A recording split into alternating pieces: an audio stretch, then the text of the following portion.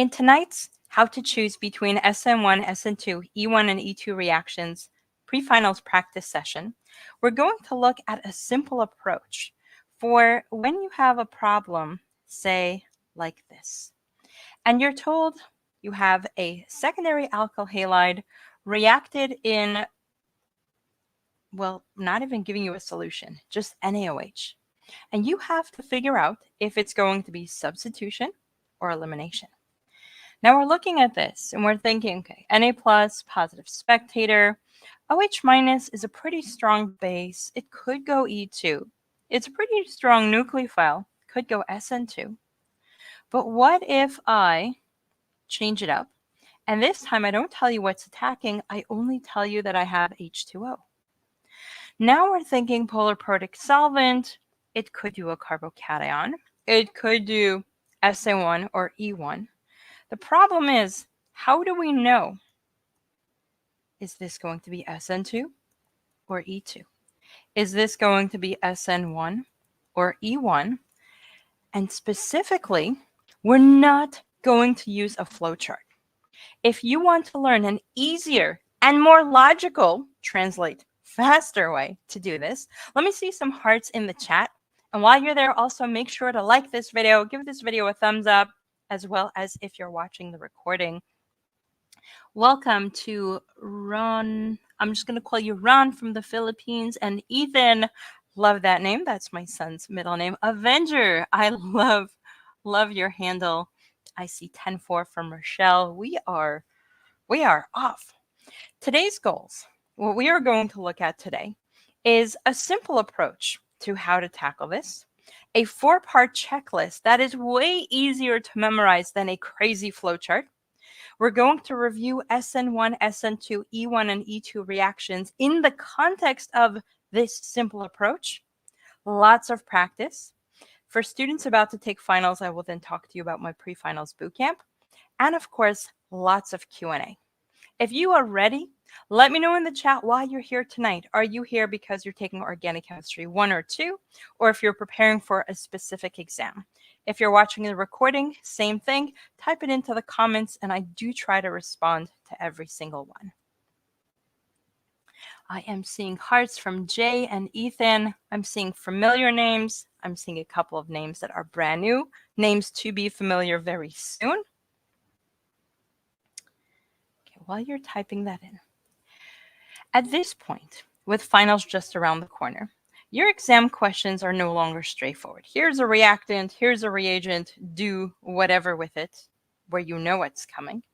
Instead, you're given a molecule X, or you're not given a molecule, you're asked to fill it in. You're given a gazillion set of conditions where you now have to figure out what to make of all of them, and you have to come up with a product. The problem here is that because on your final exam, you have to pull from this chapter and that chapter and mix them all together, it's very easy to just get overwhelmed and freeze. The problem here is even though you studied and you prepared and you know the information, if your brain is frozen, you are not processing anything, and it's very hard to figure out the next step when your brain just has fuzz in it. And I see exam, Orga 1, MCAT, practice for Orga 1 final in 2 weeks, essentials class, another exam.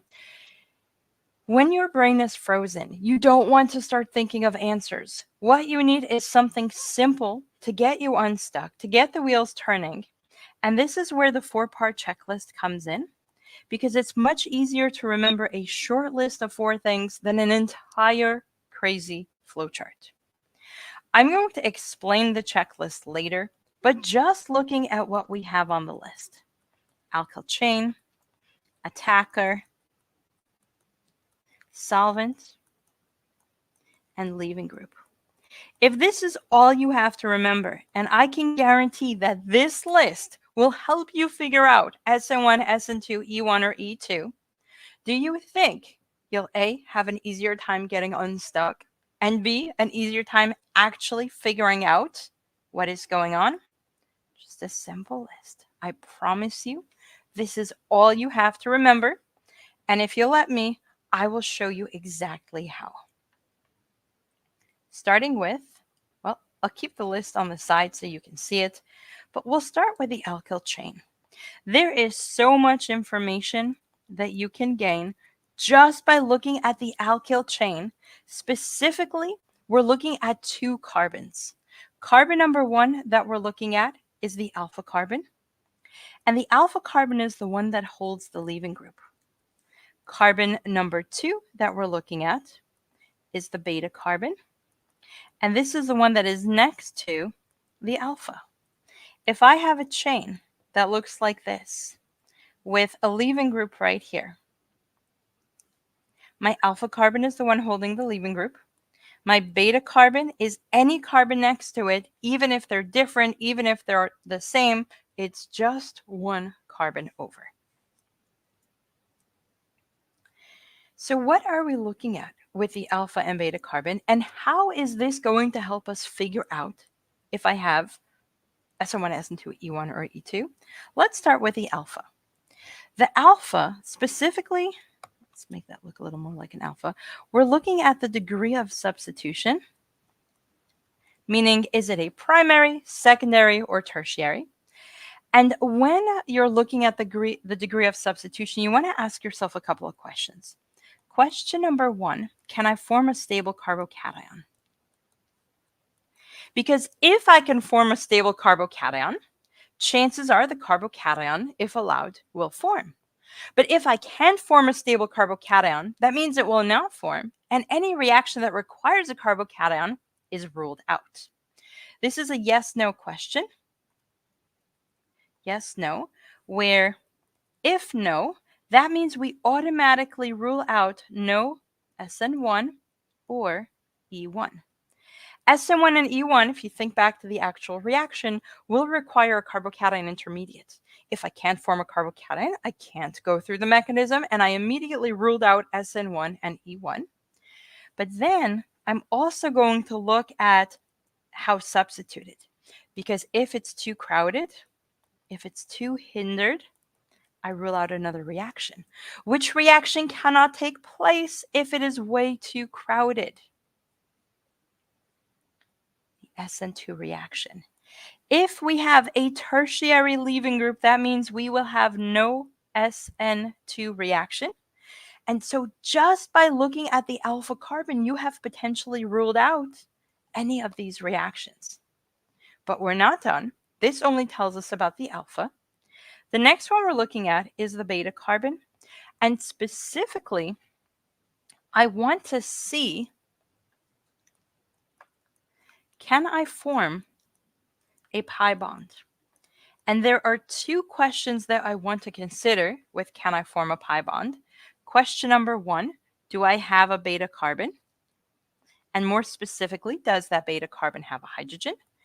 And if it does, question number 2 is if I have more than 1, can I form a stable pi bond? So if I have a choice between more than 1, I want to form the more stable one. We're going to look at this with specific examples shortly, but for now we're just going to answer it very simply. If I do not have a beta hydrogen, this is a yes-no question, which reactions can I rule out if I do not have a beta hydrogen? To clarify, a beta hydrogen, not hydroxy, because hydroxy is OH, but you're right, a beta hydrogen is needed to form that pi bond. So if I have no, that means I'm going to rule out my E1 and my E2 reaction. Now, if I have a choice between more than 1 pi bond, then I will have the Zaitsev product is going to be favored unless I have conditions that tell me not to have the Zaitsev product. So these are a couple of things we have to consider. Now, I forgot to tell you in the beginning, I'm going to take you through the checklist, through examples, through practice, but after we're done, I want you to practice more, because without practice, how do you know that you actually know it? And so if you go to the link leahforpsi.com/orgolive and sign up on the Send Me Notes button, you will get the bonus worksheet from tonight for additional practice, as well as a link to the recording and tonight's session notes That way you'll have everything you need to study, to review, to make sure that you absolutely know this information. So check the pinned comment or go to the link on the screen, leahforsci.com/orgolive.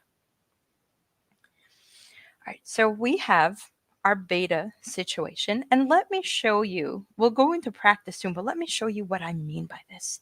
If I have a methyl bound to a bromine, this right here is a methyl group. There's no other carbon attached to it.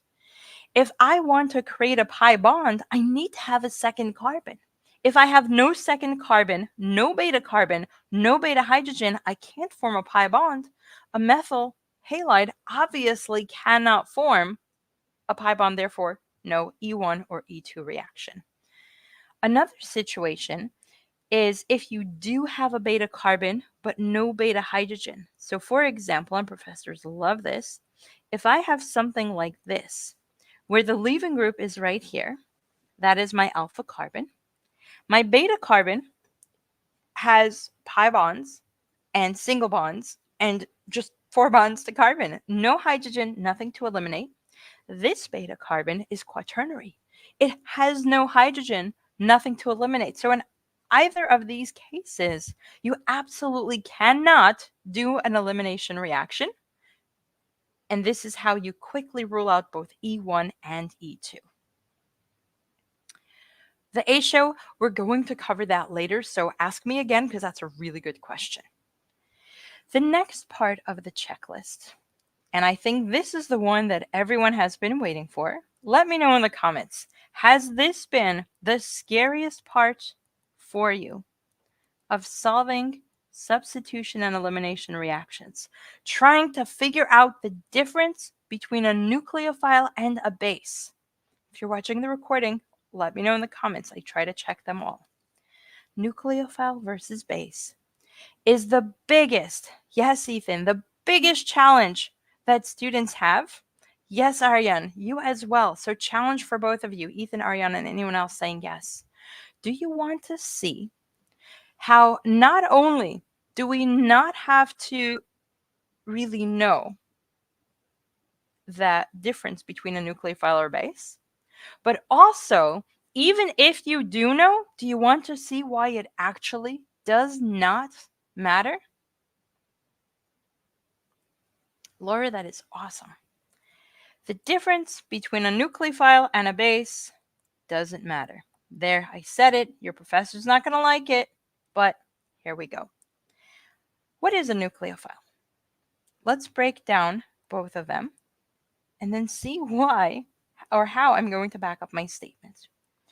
A nucleophile, as the name clearly tells us, is nucleophile, nucleus loving. The charge of a nucleus is positive, and so it is positive seeking. A nucleophile is looking for something that is positive. And what is going to look for positive? Something that is negative or partially negative.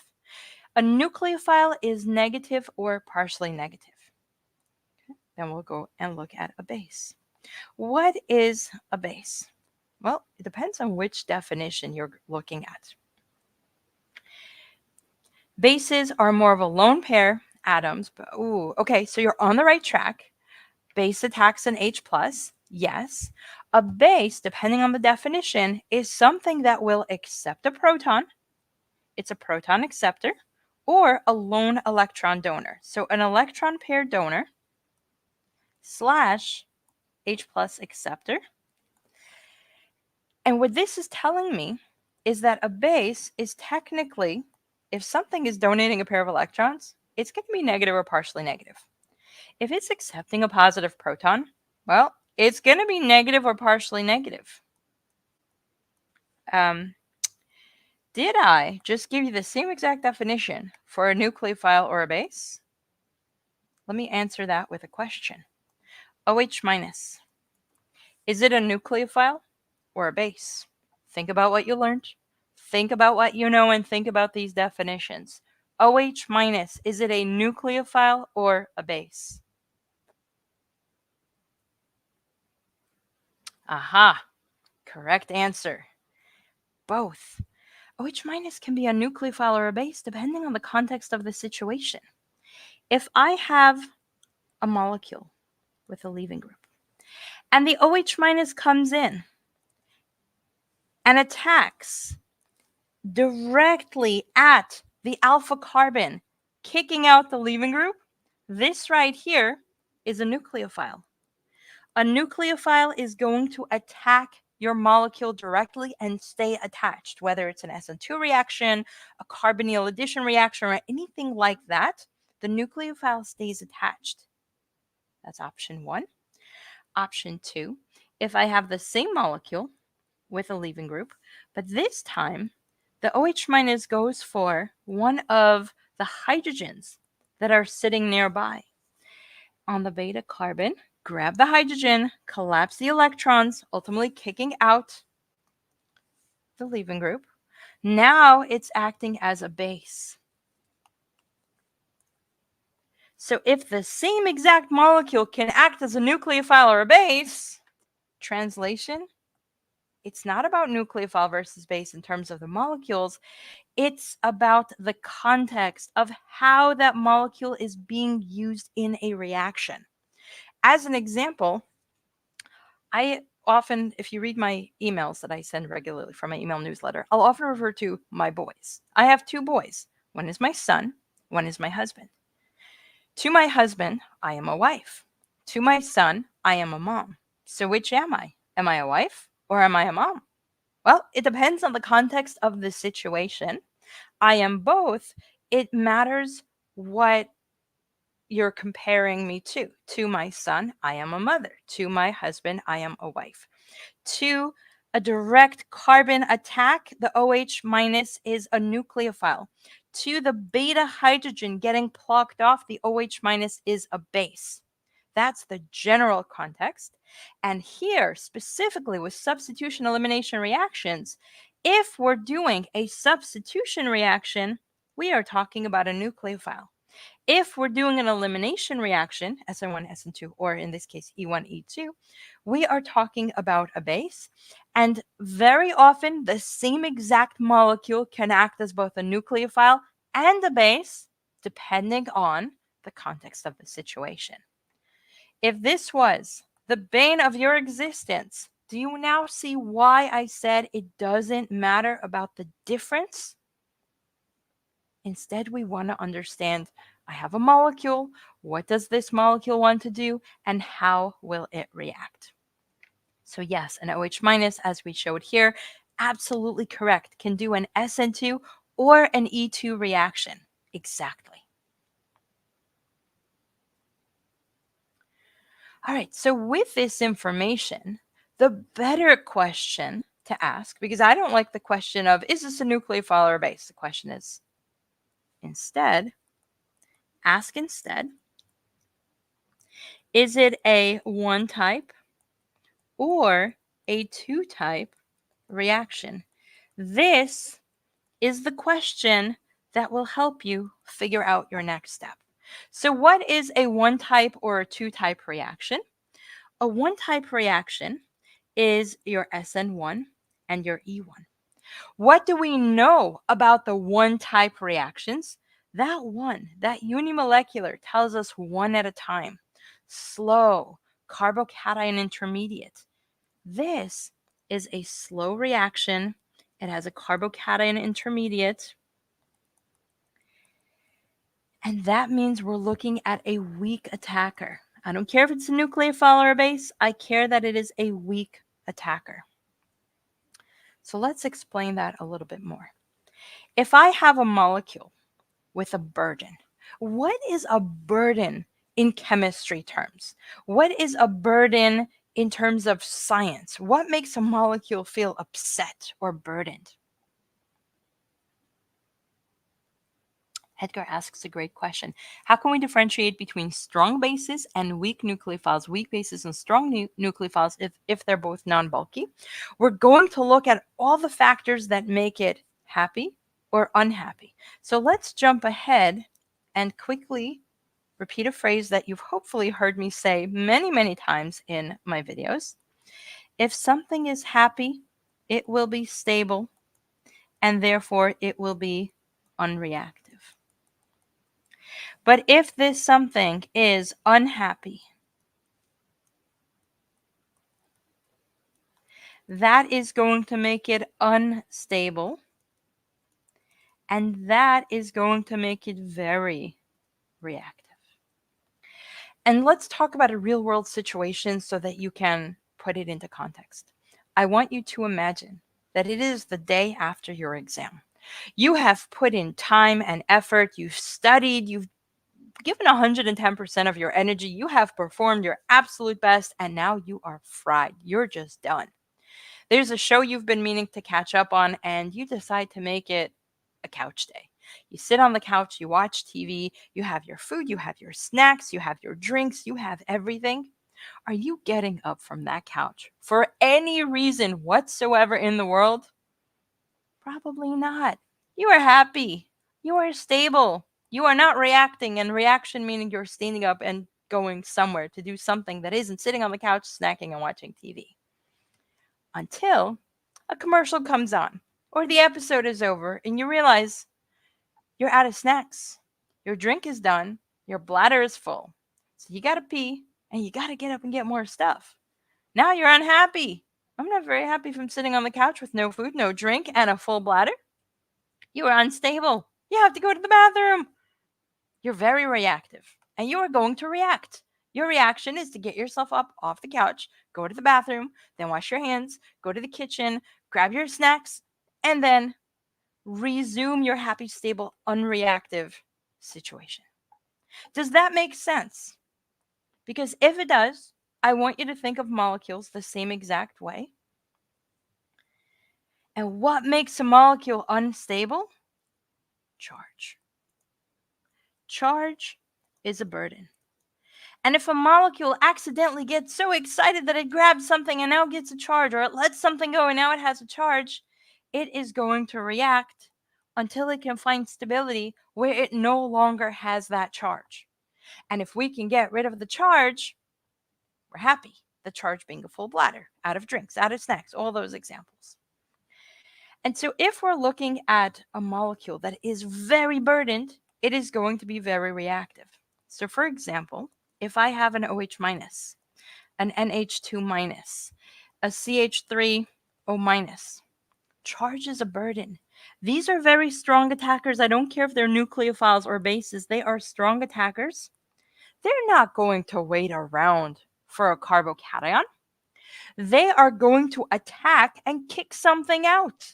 If there's someone in your way and you desperately have to go to the bathroom, hey, slowpoke, get out of my way. You push them. Well, you shouldn't. But if you're that desperate, you might. Strong attackers are going to do a two-type reaction. That would be your SN2 and your E2. Because a two-type reaction involves a direct attack. An OH minus is attacking directly. A CH3O minus attacking directly. But if you have something weak, so for example, in this case, we have H2O. It's neutral. We have NH3, although that's kind of strong, but it's still neutral. We have a CH3OH, still neutral.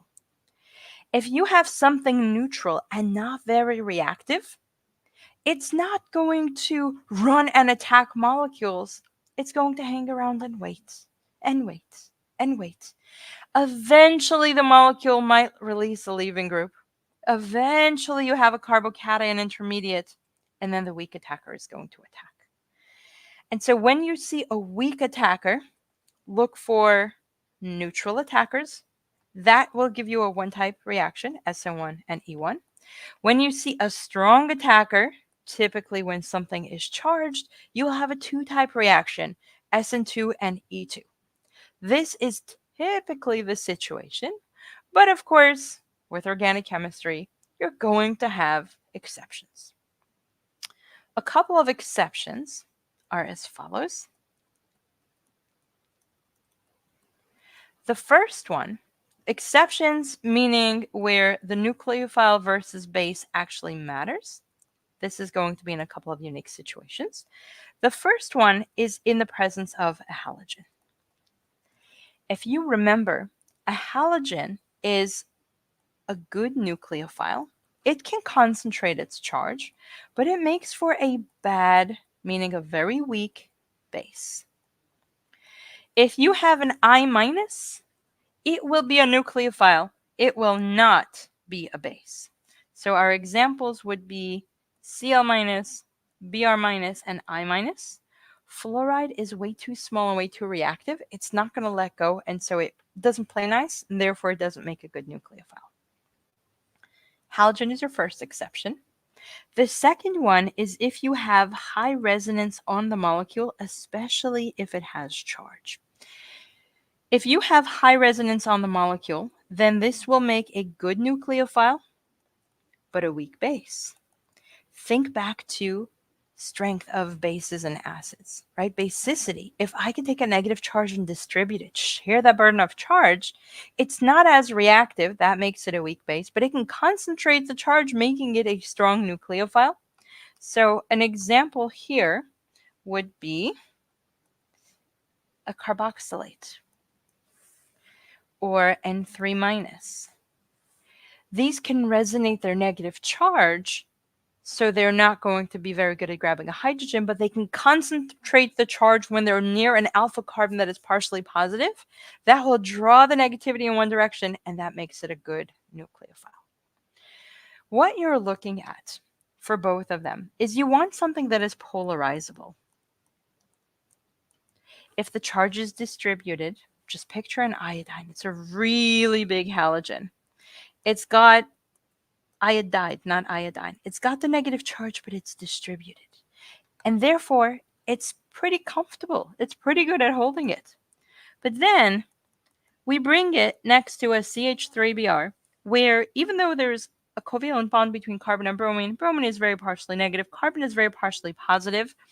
And now all of the electron density leans towards this side because it wants to see the positive. It gets polarized. It makes this portion of the iodine very partially negative, and that is where we have a nucleophilic attack. That is the idea behind polarizing something to make it a good nucleophile. Question. Iodine will undergo solvolysis because it's too small on a protic solvent. I don't understand. Fluoride is very small. Iodide is the largest halogen. If you go down the periodic table, iodine is the fourth of the halogens. That makes it really, really big. I don't know whose rule that is, so I'm not able to answer that question. But if anyone watching knows, please go ahead and type it in to help out the student. Cn minus is another good one. It doesn't have resonance, but it has the triple bond, and that can be polarized as well. Absolutely. Question. Oh, really good question. If a charge is unstable, and this is going to lean more into our SN1, SN2, SN1 and E1 reaction. If charge is unstable, how can we say that a tertiary carbocation is stable? Not really. If I have a methyl carbocation, that's horrible. If I have a primary carbocation, that's slightly better. If I have a secondary carbocation, that is slightly more stable. If I have a tertiary carbocation, that is the most stable, but I want to clarify. This is the most stable in a situation of instability. So if it's a choice between which of these bad situations, unstable carbocations you want, this one is the most stable. So let me think of an example. I can't really think of something. I don't know. Say you're going to the doctor, you have to get a vaccine, right? And I hate needles. Would you rather have one needle that has all the you know how some of the vaccines have like multiple in one, or would you get 4 different shots? I'd rather get the one than 4 different shots. That's the idea. This is still bad. I'm sorry, I can't think of a better example right now. This is still bad, but it's not as bad as the others, and therefore it is more likely to form. Really good question. I know a lot of students wonder this, so I hope that clarifies for you, and I hope that makes it make sense. Let's switch gears for a moment, and now let's talk about something that is a good base, but a bad nucleophile, is a situation where you have the triple B. What does the triple B stand for? And can you think of an example of a triple B?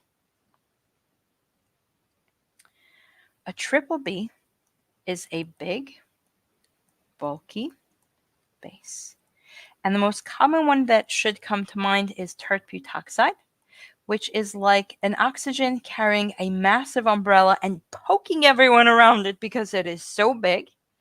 Even though it's very strong and very reactive, because it's got so much baggage, it can't get in there to do an SN2 reaction. It'll only be able to pluck off a hydrogen from the side. And so not only is this going to be a base and a bad nucleophile because of its bulk, but it's also going to give us the Hofmann product rather than the Zaitsev product, which is something we'll look at when we see the specific reaction. LDA is another common one. LDA is lithium diisopropylamine. Again, another big bulky group that has a negative charge, but it's too big. Question, M. Loss, do these exceptions apply to the strong attackers? These exceptions are specific situations to understand before you memorize, but do memorize. If you have a negative, so it shouldn't really be halogen, the word should be halide. A halide is a negative halogen. When you give a halogen a negative charge, it is a very bad base. It does not act as a base, but it will be a nucleophile for an SN2 reaction, typically SN2, sometimes SN1. If you have resonance and a negative charge, it's still a strong attacker, but it does substitution rather than elimination. And if you have a big bulky base with a negative charge, it'll do a 2-type reaction, but in this case, it'll only do E2 rather than SN2. And tert butoxide will typically do E2 over SN2. Never say never. I'll show you something after. But typically we're talking E2 over SN2 because it's so big and so bulky and it can't really get in there to do an SN2 reaction. Are you with me so far on the first 2 parts of the checklist? Because these are the most important. Typically, when you get to step 2 of your checklist, you'll probably already have your answer. But let's go through the others just in case you still don't have your answer. And the third one we're going to look at is the solvent. What are the 2 types of solvents that I'm going to look at? We're dealing with, let's move this down so they're not confused.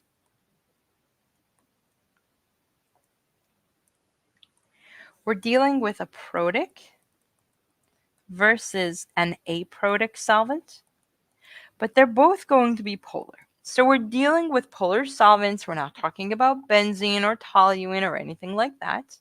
We're talking about solvents that have polarity. So what is the difference between protic and aprotic?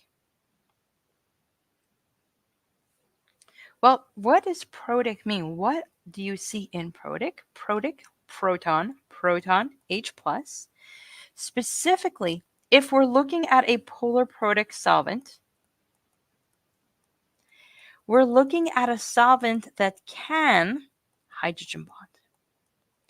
What atom can hydrogen bond? It's not so much that it has an H+, it's about the ability to have fun. Because protic solvents like to have fun, where fun is F-O-N. If I have a hydrogen bound to a fluorine, oxygen, or nitrogen, the electronegativity difference is so great, the polarity is so intense, that hydrogen almost tries to form a bond between another molecule. You're not going to see fluorine in substitution elimination reactions, so it's really just O and N. And water is the most common example that I see. Alcohol is another one. Anything with OH and NH, you are all absolutely correct. Let me show you.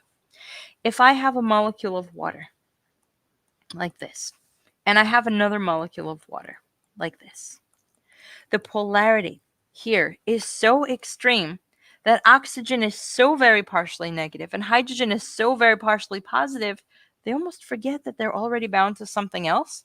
They start reaching for each other. And if you were to freeze this in time, you would not be able to tell if this hydrogen belongs to this oxygen or this one, because it's so strongly held by both of them. This kind of polarity in solution is going to be very good for a charge. If I try to put a carbocation in solution, like the tertiary carbocation we just talked about, and I surround it by a lot of partially negative oxygen or nitrogen from my solvent, this charge is suddenly not as bad because now it's completely surrounded by the opposite charge. It's stabilized, it's almost neutralized, and that makes it much more likely to form. If I have a polar protic solvent, we're looking at anything with an OH or an NH typically, then this is going to help the carbocation form. That means E1 and SN1, but it does not mean we cannot have any two-type reactions. It'll also help the base over the nucleophile for an E2 reaction being favored over an SN2. If I have an E2 reaction where the base wants a hydrogen, then here's how I want you to picture it in a polar protic solvent.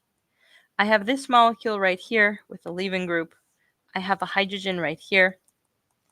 And the base wants a hydrogen. OH minus wants a hydrogen. But along the way, it bumps into a molecule of water. And this base doesn't care if it grabs a hydrogen off the molecule or a hydrogen off water. Base grabs a hydrogen off water, gives back its electrons. Didn't I just form another OH minus? Eventually, the OH minus is going to find this hydrogen. This is why an E2 reaction works, even though it's completely surrounded by polar protic solvent, because eventually the hydrogen that gets grabbed is the hydrogen on the molecule, allowing for an E2 reaction. I see too many students say polar protic solvent can't be SN2E2. No, it can be E2. It shouldn't be SN2. It's going to be E2, E1, and SN1. If we have a polar aprotic solvent, for a polar aprotic solvent, we still have hydrogen. This is where students get confused. The only difference that a hydrogen is not on an oxygen or a nitrogen. The common polar aprotic solvents that you need to memorize are DMSO. Actually, as I draw it out, let me know which ones you have learned, and I'll draw some of them out. I don't know if I'll have time for all. But DMSO is dimethyl sulfoxide, so we'll start with a sulfoxide and give it a dimethyl. You'll notice that each of the hydrogens sit on carbon, not on oxygen or nitrogen. The next one that you should know, I see DMF in the comments. DMF, dimethyl formamide. So we'll start with a form, amide, dimethyl. And this is terminal, so we'll give it a hydrogen here. Again, hydrogen sits on carbon, not on oxygen, not on nitrogen.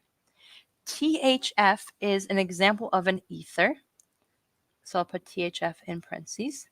An ether has ROR, where the R has hydrogen sitting on carbon, and THF specifically, tetrahydrofuran, looks like that, where again, hydrogen is there, but it sits on carbon, not on oxygen.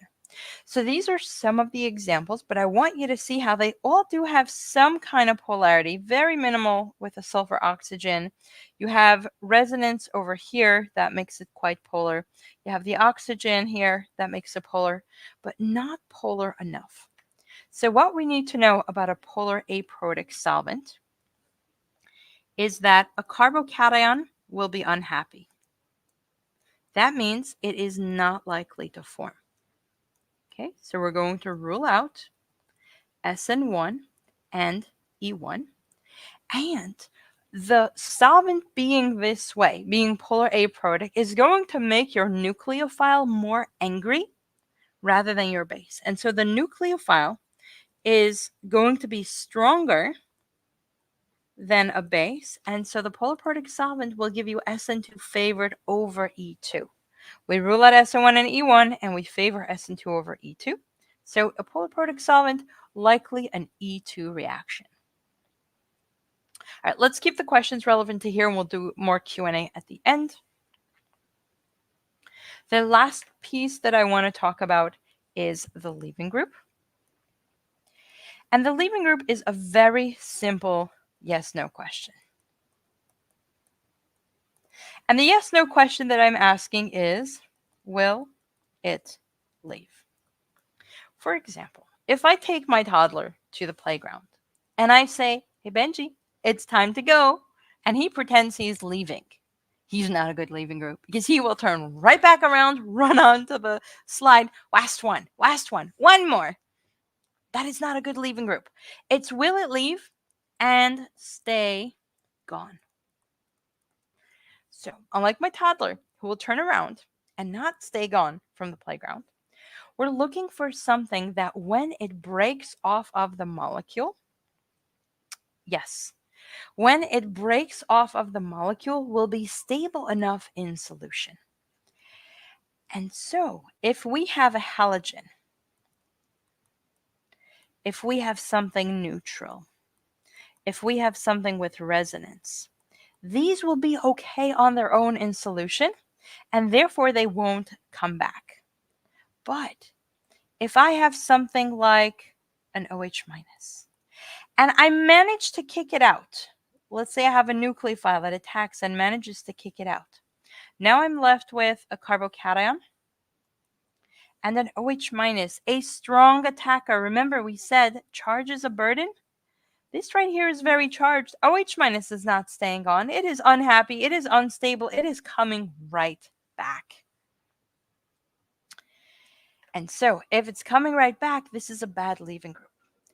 If the answer is yes, no, yes, it's a good leaving group, great, I can proceed with my reaction. But if it's a bad leaving group, then the question is, what do I do? If it's a bad leaving group, you want to ask yourself, can I bribe it? If I take this OH minus, and I'm running out of room, so let's move this up a little. If I take this OH minus and I make it into a good leaving group, so for example, with my toddler, sometimes we will bribe him and say, hey, let's go home and eat dinner. That child loves to eat. He will potentially go to the car. If that doesn't work, then we remind him of what toys he has in the car. And if that doesn't work, we just pick him up and take him to the car. But first we try to bribe him. And the bribe in the case of a molecule is not going to be a snack or a toy. It's going to be a proton. Or a proton or something that makes it a good leaving group. I'm giving you the proton as an example. Because now, if I have an oxonium, now if I can get the water molecule to leave, notice that it will be stable. So if I form the carbocation here, in solution, I have a neutral water. This water is not likely to turn back around and attack. That was one way of bribing it. Another way is a big bulky group, for example, a tosylate, a mesylate, or something similar to give it resonance. All right, so that is the big picture for the 4-part checklist. I know it's a bit overwhelming for now, but as you take your time and review this again and again, do you feel like this is easier to memorize than a flowchart? Let me know in the comments. And if you're thinking, I need to see it in action before I decide, we'll do some practice problems so you can see. Hydronium ion acts as a good leaving group. Yes, because it has a positive charge when it's on the molecule, and when it leaves, it's neutral. A tosyl chloride is going to have resonance that will stabilize the negative. Another good way to turn something into a good leaving group. So let's look at some examples. And I'll look at them in the context of specific reactions so that we get to review the reaction itself as well. We'll need our checklist, but I find it easier to say what reaction is not going to take place rather than what reaction is going to take place. So let's see if we can rule out reactions and see what we're left with. So let's make this smaller, put it on the clipboard, and put it here on the side. All right. So for the first reaction, we're going to use a molecule that looks like this with, you know what? Let's go like this. Chlorine is my leaving group. And I want to react it with Make this a trick question. H2SO4 and CH3OH. Your professors love to do this. Look at the checklist, look at what you're given, and ask yourself, will this be an SN1, SN2, E1, or E2 reaction?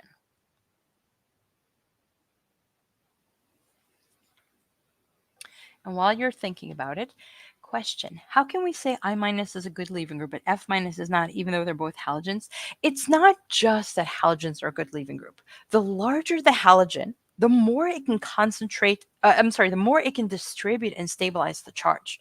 F- is so tiny, it's so clingy that it doesn't want to leave, even though it can.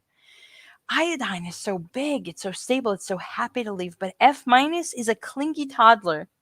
My toddler is going through a clingy stage. So we will go somewhere he doesn't recognize, and even though there are things he wants to do and see, he's just going to cling to me and demand to be picked up because he's so small, everything is so big, he's overwhelmed. Looking at this molecule, let's look at the checklist. We start with the alkyl chain and we see that the alpha carbon has chlorine on a secondary position. Secondary doesn't let us rule out anything because I could have SN1, SN2, E1, E2. Useless. Then I look at the beta and the beta and the beta. I put them in two different colors. Do you see how these two are exactly the same? And so it doesn't matter which one I look at. I have 3 different beta carbons. 2 of them are the same. And they can form a pi bond, so I know that if I have an elimination reaction, that can happen. I'm sorry, did I say secondary? I did not mean secondary. That is tertiary. And because it's tertiary, SN2 gets ruled out. Thank you. I forgot that I added a methyl group. You are absolutely correct. So I've ruled out my SN2. But everything else so far, good to go. The next thing I look at is my attacker, and professors love to do this. What is the attacker in this situation? Meaning, what is the molecule that is going to attack? And is it a strong or weak attacker?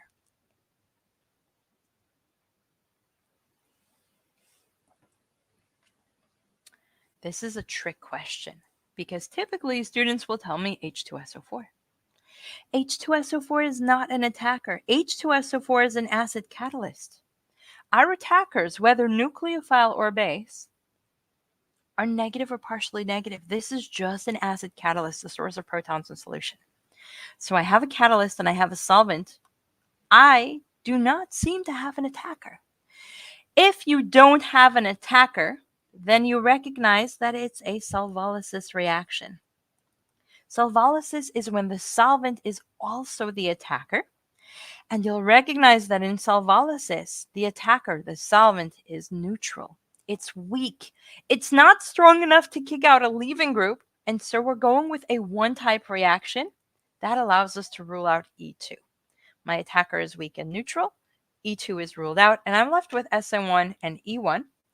My solvent in solvolysis, polar protic. It'll stabilize a carbocation, as we'll see with an E1 and an SN1 reaction. And chlorine as chloride is a good leaving group. It will not prevent our reaction from happening. That means we're left with competition between SN1 and E1, and they will be in competition. We're going to get multiple products.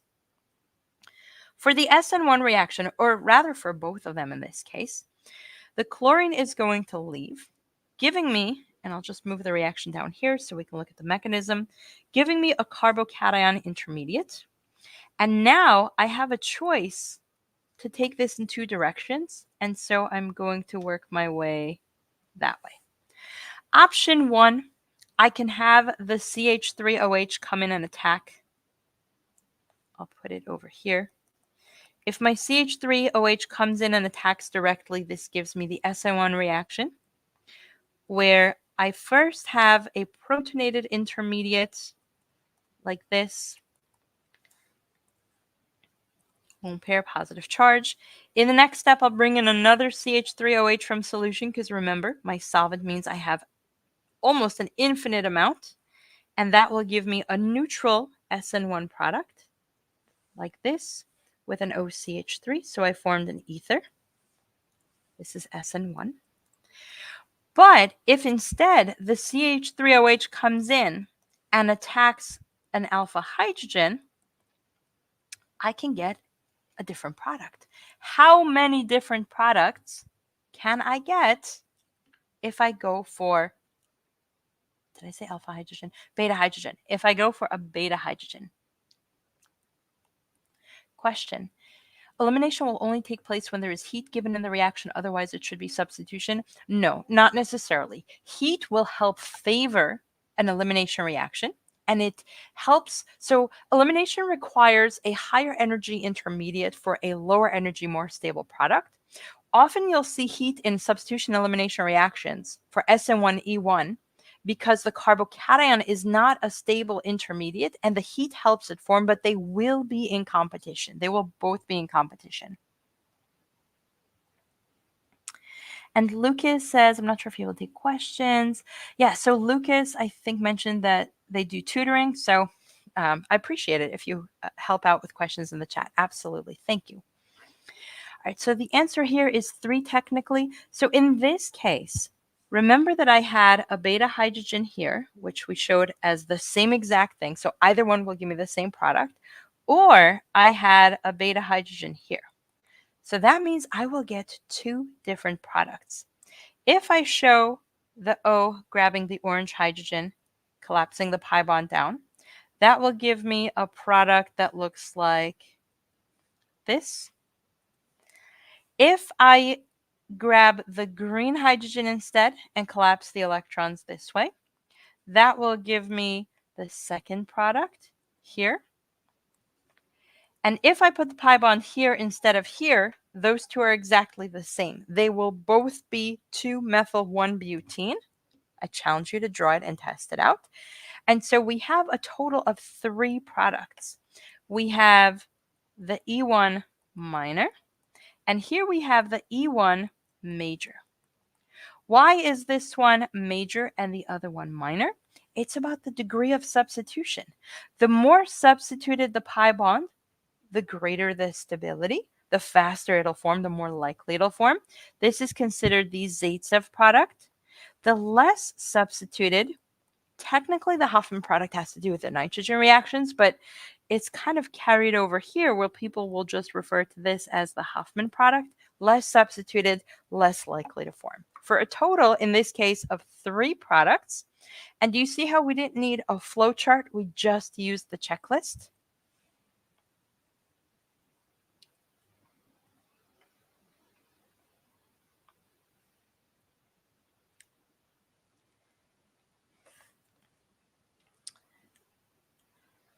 Question. In cis and trans, why do we say trans as the major? So when we're looking at pi bond stability, let's take a look at them right here. If I have higher substitution, it's going to be more stable. And so if I have a mono-substituted versus a di-substituted, or di-substituted, more stable than that is tri-substituted, and most stable is going to be tetra-substituted. So we already know that this is the least substituted, and that makes it the least stable. This one right here is the most substituted, and that's going to make it the most stable. But these are the ones that I think can be tricky. And what we're looking at here is, yes, these are each di-substituted, so technically they're all about similar stability, but you also want to look at, and that was your question, I meant to put that on screen. You also want to look at what else is there. In the case of the trans di-substituted, the R groups are so far apart from each other, they have no interference. But here, they're right next to each other. They're in each other's faces. They start to clash. There's some hindrance there. That makes it less stable. And here, they're even closer. That makes it least stable. So within the di-substituted, the trans is the most stable. And if they're both coming out of the same carbon, that is the least stable, with the cis being in the middle. That was a great question for anyone else who's wondering. Oh, sorry, that was the question right there. For anyone else who was wondering, I hope that was helpful as well. Let's look at another example. This time we'll keep it very similar. So we have our molecule with chlorine as our leaving group. We're reacting it again with CH3OH. But this time, instead of H2SO4, instead of acid, we're going to have a base. So the base we'll use is NaOH. And just because I said base, it could also be a nucleophile. Don't use that as a way to say, oh, Leah said base, it has to be the answer. Let's look at the checklist and see, you know what, let's make it secondary to make it a little bit more difficult. And we'll give it our chlorine leaving group. All right, so we'll start with the alkyl chain. What do we have? Our leaving group sits on a secondary alpha carbon. We cannot rule out anything because secondary can do SN1, SN2, E1, or E2. Useless. If your professor gives you something secondary, your professor did not help you. You want primary, tertiary, or something bizarre. Next thing we'll look at is the attacker. Now, the attacker is pretending to be neutral, but it's not. Anytime you have an Na+, that's a positive spectator hiding the fact that whatever is next to it is negative and therefore strong. It's a strong attacker. Strong attacker, two-type reaction. We rule out SN1, we rule out E1. There is no way an OH- is hanging around for the molecule to form a carbocation. Not hanging around. So we're down to SN2 versus E2. Nothing else here, so let's continue. The solvent has an OH. The solvent is having fun. Hydrogen sits on oxygen. It is polar, it is protic, and a protic solvent will favor an E2 over an SN2 reaction. And the leaving group is a formality. Yes, it's a good leaving group. It will leave, it will stay gone. Absolutely correct. If you said E2, this will undergo an E2 reaction. Once again, we have a choice. How many beta hydrogens, which I forgot to evaluate when we looked at the alkyl chain. We have a beta hydrogen at the end. We have 3 beta hydrogens at the end. And we have 2 beta hydrogens sitting over here. If you're asked for all the products, how many products will I have given that I have 2 types of beta carbons, meaning 2 beta carbons, 2 types of beta hydrogens? Well, actually, I'm going to have a total of 3 products. Without doing the mechanism, because I want you to be able to come up with the reaction if your professor says fill in the blank without wasting time, all you do is redraw your skeleton, get rid of your leaving group, and then draw a pi bond between your alpha and beta carbon. In this case, I drew it to the orange hydrogens. I can do the same thing where I draw a pi bond between the alpha and light blue beta. But don't forget, anytime you have a trans product, you also have the option for a cis product unless the molecule absolutely cannot rotate. And that means I have a total of 3 products in this case. The major is going to be my Zaitsev product. And the minor is going to be my least substituted. 3 ways to come up with the answer. 1 is to do the mechanism step by step. 2 is the way I just showed you where you just draw a pi bond between the alpha and the beta. Do you want to see a 3rd way to come up with the answer where if you're asked give me only the major product, you don't have to go through all these steps? Here's how to do it. If the only thing you're looking for is the major product and you are not asked for all the other ones and therefore you don't want to waste your time coming up with all the other ones, here's what you do. You identify your alpha carbon. You identify your beta carbon. You identify your beta carbon. You look at the degree of substitution. Darnasia, you got it. You look at the degree of substitution. This is primary. This is secondary. The higher the beta carbon substitution, the more stable the product is going to be. So what you do is you redraw the skeleton with a pi bond between your more substituted beta towards your alpha, and that is your only product to draw when you're asked for major. Question, I don't get why it's an E2. Let's go back to the checklist. We ruled out SN1 and E1 because we have a strong negative attacker. Nucleophile, base, doesn't matter. Strong attacker will not allow a carbocation to form. We then ruled out SN2 because we have a polar protic solvent, which does not make a nucleophile happy. It slows down the nucleophile, it surrounds it, it doesn't let the nucleophile do what a nucleophile does, but it does allow a base to act as a base, and that is how we get the E2 product here rather than the SN2. So hopefully that answers your question, and for anyone else who was wondering. All right, we've done a couple of practice problems. Should we go easy or tricky for the next one? Because I have some tricks that I want to share with you. Tricks that professors like to put on exams to catch students off guard, especially students who are using a flowchart. All right, I see. Tricky, tricky, tricky, tricky. Let's go with a tricky one. Professors love to ask questions like this.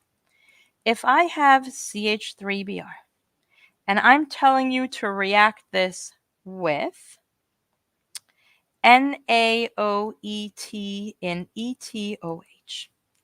If you used a flowchart, for students who had studied a flowchart before, what reaction would you have thought would take place here? Based on the fact that I gave you NaOET and ETOH, ET is an ethyl group, so this is sodium ethoxide in an ethanol solution. Students will typically tell me an E2 reaction. Let's go step by step. Let's go backwards. My leaving group is a bromine. Bromine is a good leaving group. It's a formality. It'll happen.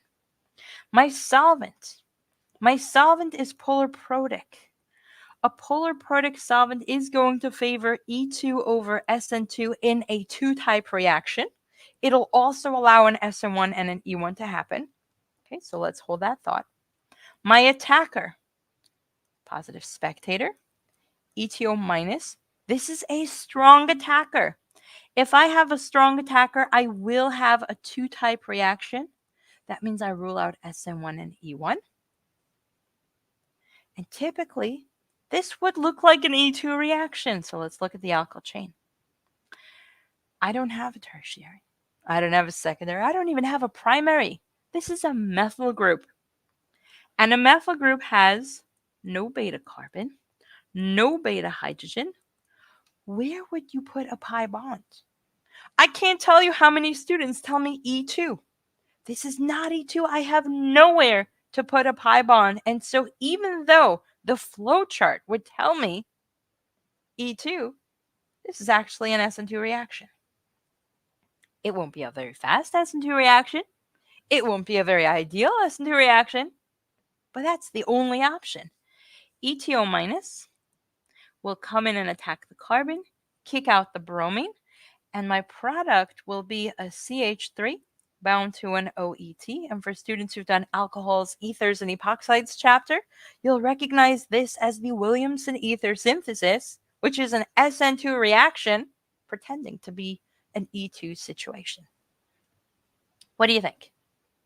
Not going to fall for this on the exam, right? If you are not going to fall for this on the exam, give me a thumbs up in the comments and let me know if you want another tricky one or should we make it a little bit easier.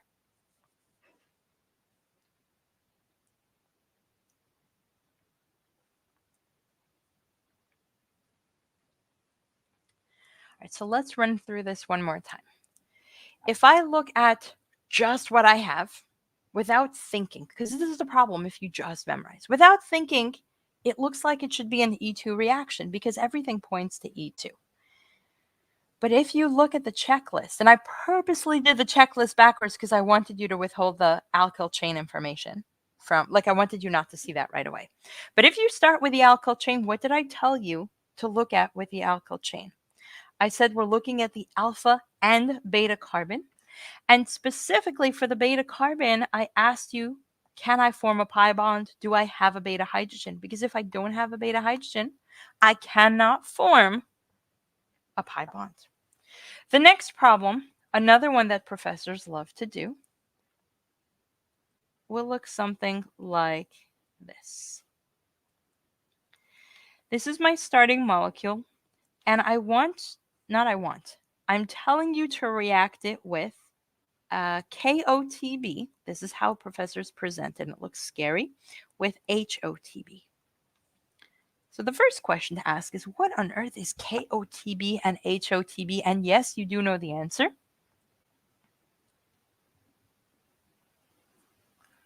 Question.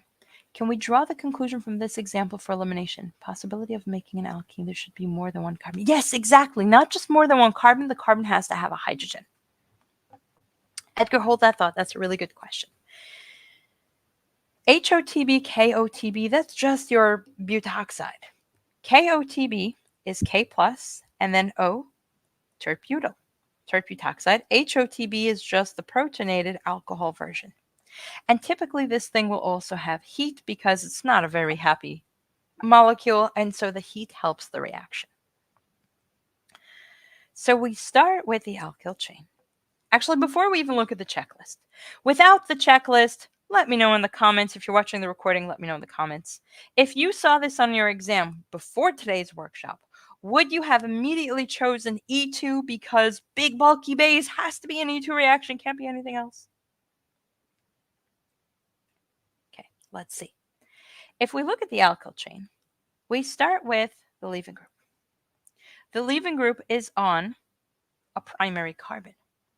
Primary carbon means I would not be able to form a stable carbocation. So we would rule out SN1 and E1, except here you have to take a step back and think. Do I rule out SN1 and E1? No. It's not a plain, boring primary carbon. It's a primary benzilic carbocation if I were to form it. And if I manage to form a carbocation right here, I probably should have given you a different problem now that I'm thinking about it. If I form a carbocation here, resonance, resonance, resonance, this is stable, or stable enough compared to other carbocations. And so I cannot, in fact, rule out any of the one-type reactions because of the fact that it's primary, because it's primary benzilic. That's your first trick to recognize. The second thing to look at then is the beta carbon. I do have a beta carbon, unlike before where I didn't, but the beta carbon has 1, 2, 3, 4 bonds to carbon. There is no beta hydrogen. And that means I immediately rule out my E1 and E2 reactions. I cannot form elimination reactions if I don't have a beta hydrogen to eliminate. Absolutely no beta hydrogen, no elimination reaction. So we know that it's going to be some type of substitution. And then we move on to the attacker. Remember how I told you I don't care about nucleophile versus base? This is a big bulky base. But even though it's a bulky base and wants to eliminate, I cannot do an elimination. I have to do substitution. Because it's negative, it's a strong attacker, I will not allow a carbocation to form because of time. Strong attacker doesn't wait. And so I'm left with an SN2 reaction. An SN2 reaction, which is not what you would have expected in this situation, but so it is. O- attacks, kicks out the bromine, and that leaves you with a very unexpected product that looks like that. So let me know in the comments, would you have fallen for this on your exam? And now that you know how to break down the checklist, are you still going to fall for it if you would have fallen for it before? For lots and lots more practice, make sure you go to layerforsci.com/orgolive, because when you sign up, you will get a copy of tonight's session notes, my bonus worksheet for even more substitution elimination problems where you can try the checklist, and a link to tonight's recording because you probably are going to want to watch it again.